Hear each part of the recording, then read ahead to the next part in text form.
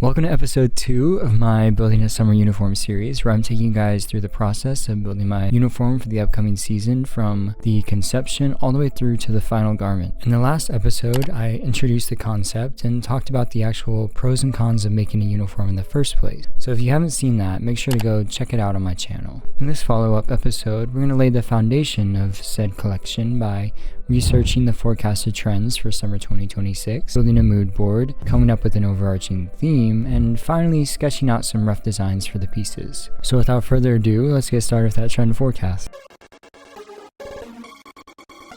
For the trend forecast, I want to look at two sources, fashion publications and then the runways themselves. First off, I'm going to look at what the so-called experts are having to say about summer 2026. Fashion Network claims we're going to have bold colors for the upcoming summer. L'Officiel notes specific styling details like vests, utilitarian wear fit for explorers, mini shorts, and stripes.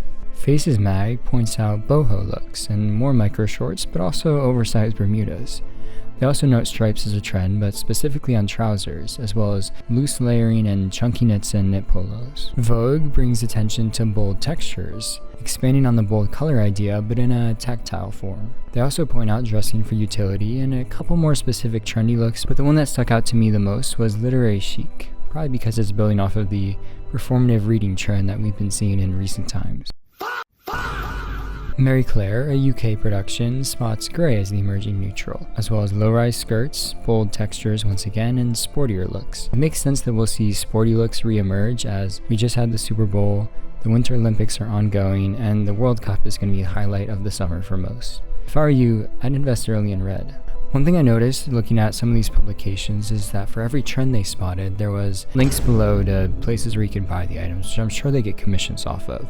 So it seems there's an agenda in place there, but when isn't there? However, because of this, I wanted to look at the runways myself and see what designers are putting out. The designers I chose to look at are Jonathan Anderson at Dior, Rick Owens, Wales Bonner, Anthony Vaccarella's Saint Laurent, Kiko Kostantinov, and Ralph Lauren.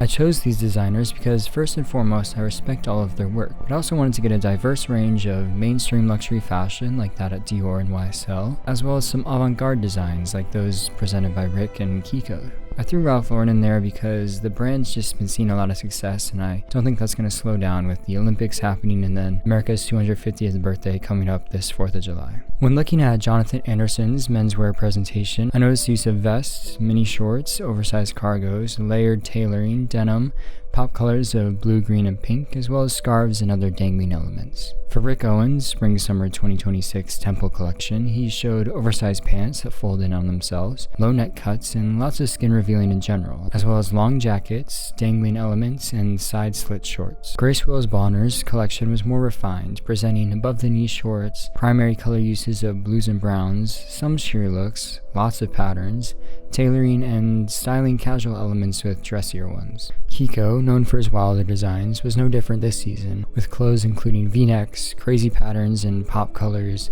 knee-length shorts, looser fits, and some micro shorts too. Saint Laurent once again showed micro shorts, a common emerging theme I guess, along with browns and muted warm colors, baggy tailoring, sheer fabrics, slimmer knits, stripes, and high waistlines. Ralph Lauren's Purple Label collection this season was very classic. The color story was short, starting at beige and ending with blue. Notable details included pinstripes, sailor's looks, and raised waistlines. Overall, after a quick analysis of the runway, the publications weren't very far off. After doing the trend forecast, the things that stood out to me the most that I want to hold on to as we move into the mood board phase are gray as an emerging neutral, oversized flowing pants, loose layering in general, stripes, utilitarian details, oversized shorts, and looks that blend sport with tailoring. But before making the mood board itself, I want to have a concept in mind. Because uniforms are things that have to stand the test of time, I like the idea of looking at things outside of fashion that have to stand for long periods of time but remain beautiful and relevant even as the environment around them changes. The thing that comes to my mind when thinking about this is statues and monuments. These things are designed to be around for hundreds of years, and not only do they serve as important symbols to those who are familiar with their purpose, well-designed ones can gain notoriety outside of their intended purpose simply for their beauty or magnitude. There can also be a certain anonymity to lesser-known statues, who stand in parks and courtyards as quiet guardians in the background of the landscape. Specifically though, I want to think about the Spomenik, which are a group of modernist monuments built in the former Yugoslavia after it severed ties to the Soviet Union. The monuments use abstract designs as opposition to the art movement of socialist realism, which was pushed by Stalin at the time. It also made the monuments timeless, and even though most were built at recent battle sites, the strange shapes presented optimism for the future and constant revolution instead of tragedy. It is with those thoughts in mind that I created this mood board.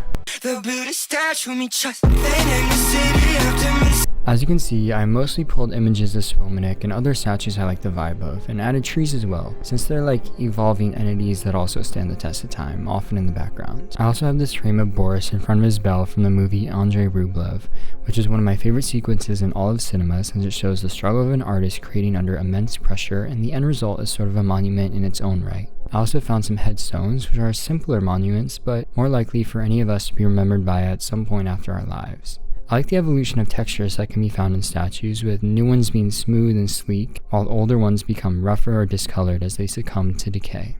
For color, I stuck with gray and silver to keep it neutral, and the silhouettes will mesh form-fitting statuesque looks with oversized larger-than-life elements while nodding towards abstract shapes like those in the Spomenik. With the mood board made, it's now time for the hardest part, but also the most fun. I'm going to digest everything from the trend forecast in the mood board and translate it into actual garments for the collection. As always, before I can design, I want to outline the parameters to put up the guardrails of realism on the design process. In this case, the parameters I came up with are as follows. Number 1, the clothes should all mesh together to allow multiple ways of styling within the collection. Number 2, the clothes should be neutral enough to pair with any other clothes that are already in my wardrobe. Number 3, because it's a uniform, the clothes should work in multiple scenarios, both in terms of the natural and social environment. For example, moving from dry heat to humidity, or moving from chilling with the homies to a night out at the bars. Number 4, the clothes should be high enough quality to withstand decay in any form, utilizing durable materials and strong construction techniques. Number 5, the clothes should represent the ethos of the Spomenik, but also my own values, as not to nullify my identity, but accentuate it. Number 6, the clothes should value equally aesthetics and utility. It's crucial to remember that these clothes are designed in a ready-wear context and not for runways. That's all I can think of for now. I'm sure there's some other things, but I want to push forward with these sketches, so I'll show those to you when I'm done. 20 minutes later. Alright, back with some ideas. Don't judge them too harshly, as I'm going to refine them later and turn them into actual technical sketches in each future episode. This is just a strong foundation to build off of. First up, we have the t-shirt. I want to do a trendier baby tee silhouette with headstone details like a script graphic and weathering on the shoulders. I'm not sure how I'm going to accomplish that at home, but that's for future me to figure out, I suppose. Moving on, we have the long sleeve.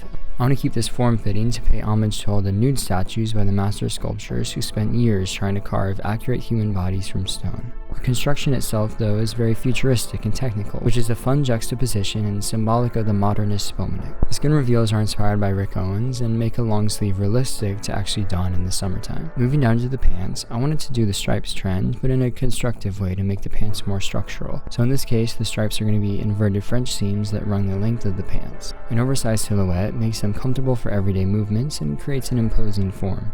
Baggy pants are also my favorite silhouette, so of course I'm going to use it for my own personal uniform. For the shorts, I wanted to look at the trend of utility-based shorts like Bermudas and cargos, but once again use avant-garde patterning to make them more like the abstract Spomenik. The shorts feature 6 pockets, which are all angled and all actually outside of the pants. This allows the pocket bags to add to the silhouette.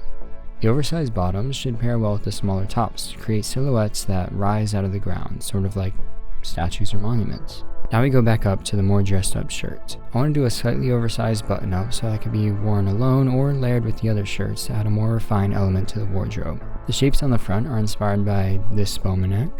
I want to add patches on the shoulders to replicate how the shoulders of statues get the most wear and tear from rain, birds, sunlight, and other environmental factors. I also wanted to include this as a tip of the cap to this channel in some form, even though it's not necessarily patchwork, it's at least patches in work, I guess. I don't know.